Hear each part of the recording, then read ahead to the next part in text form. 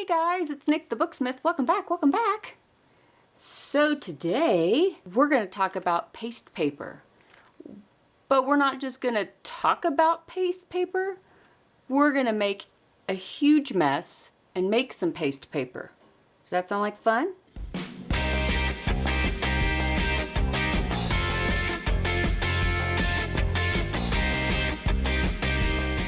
So what is paste paper? Well, paste paper was something that was started back in the 16th century, thereabouts, and it was used a lot for book covers or end sheets, and it is a cousin to the marbled paper, but it may be a little easier to start with than marbling paper. A little less skill involved, a little less ingredients involved. Don't get me wrong, it makes a huge mess, but it's also a little fun. So if you want to watch me make a big old mess today, you have come to the right place. Let's get started. I know a lot of people are hesitant to try marbling papers, but maybe paste papers might be something to get your feet wet and get you started on making your own end papers and decorative papers in an artistic way. So I have here on the table a few things that you can use to make paste paper. I happen to have on hand some wallpaper paste, and this is the powder mix, and it's wheat paste is all it is. It's nothing special, it's just wheat paste. And I believe I got this at Home Depot, but it doesn't matter what brand it is. So on the back, for light wallpaper, it said to mix the whole 8 ounces with 3/4 of a gallon of water. I did not want to make that much. So what I did was I measured out 2 cups of water. What I did was I divided this 8 ounces, this whole package, into 6, because 2 cups is 1/6 of 3/4 of a gallon.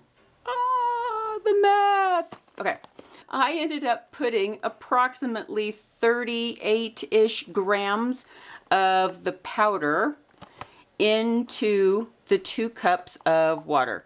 And then I just used a regular wire whisk to mix it up. And I didn't use it right away. It's been sitting here for probably 30 minutes, and it has made a gloopy kind of consistency. It's kind of, I'm gonna say it is the texture of really thin pudding. It's gloopy, but it's not thin, and it's definitely stirrable. And then I also have some just acrylic paint. That's all it is. Acrylic paint. I picked out 6 colors because I was just going to put a little gloop of paste in each one of these little plastic cups, and they have lids, and that's why I chose them. So this is crimson red, and I'm going to just go for it. I'm going to put about a tablespoon of paint in with each of these. And your mileage may vary depending on the type of paint you use, or maybe you're going to be making your paste, this paste stuff. You can make it out of cornstarch or regular wheat flour, just like all-purpose flour. There are all kinds of recipes all over the internet, so don't be shy. I will paste, no pun intended, I will paste some links, put some links down below this video so that you can take a gander and try out your own.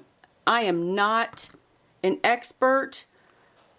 I am barely like crossing the border of paste paper, so your guess is going to be as good as mine. You might ask me a question, but probably if you Googled it, you're going to get a better answer. I'm going to mix the rest of these up real quick. I also have a bottle of just plain old water, just a spritzy bottle. I have some things to make some patterns. So this is just a piece of hefty cardstock that I took my EK Tools binder edge punch and punched out the edge. I thought maybe it might make a cool, I don't know, we'll see. I have this old comb, but as you can see, if you can see that it's bowed. So I'll have to use it on the side and not straight up and down because some of the tines won't meet the top of the paper. Also a paintbrush and an eraser so I could make maybe, I don't know. Anyway, we're gonna try it out. And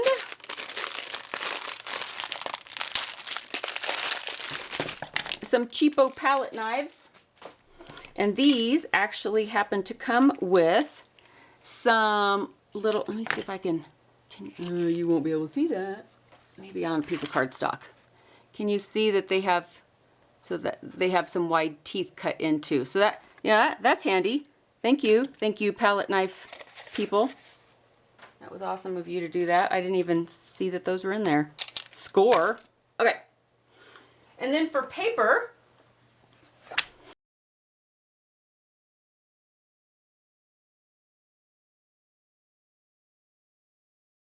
I have a few things to try. I have just some book pages, and this is from an Edith Holden book. This is just the title page. This is from a really, as you can tell, large dictionary. This is just a piece of copy paper. And then I have some 11 by 17 paper, and this is like an off-white hammer mill. And then this one is also just a white hammer mill paper. So I'm gonna try something small first. And I put this pastry mat here so I can easily wipe things up. And what you do, apparently, is you mist the paper with some water just to get it wet.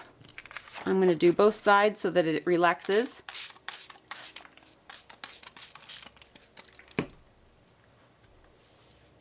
And I'm just going to take this makeup sponge and just even out the water on the paper so that it's evenly damp all over.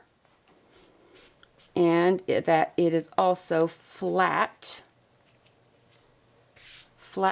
to the surface as I wrinkle it. I should put the disclaimer in here that this is not a tutorial. This is a watch Nick muck everything up video. So there's that. All right, so I'm going to start with just one color application, I think, at first. And I'm just going to take some of this blue and just put some on there. I'm going to take that makeup sponge, and of course this one will be for the blue paint now. But you need enough paste on there to be able to push it aside and make designs in the paste paint.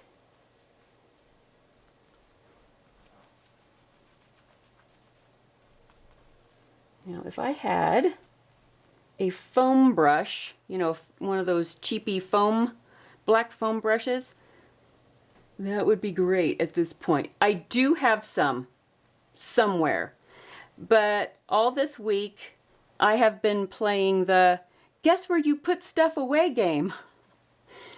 That's what I've been doing, and can't find it. So there's that. All right. And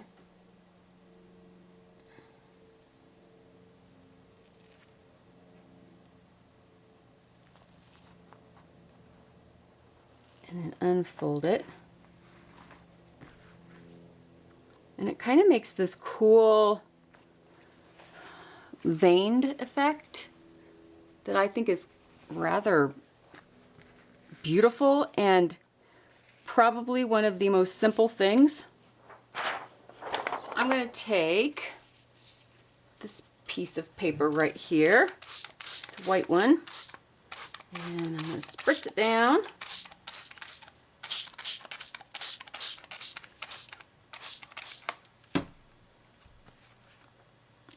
Turn it over.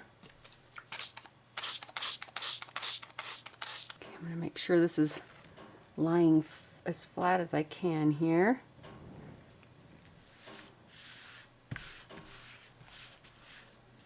I'm going to use some phthalo green.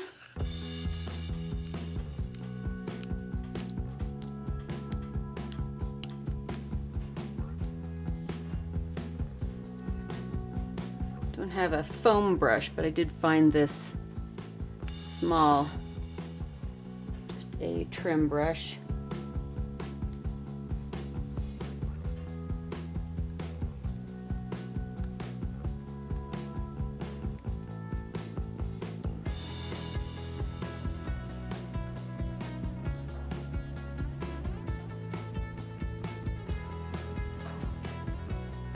All right, put that in there. I'll take this thing.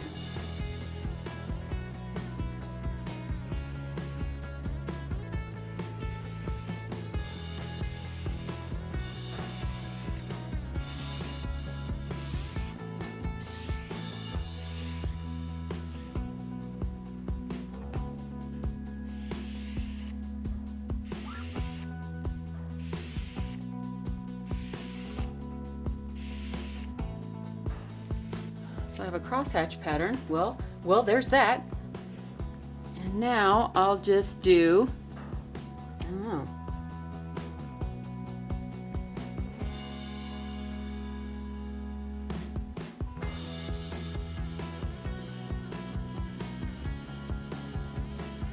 It's like finger painting.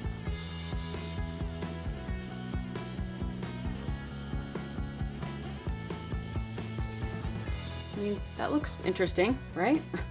We'll see how it dries. I just got to pick it up carefully without wrecking it.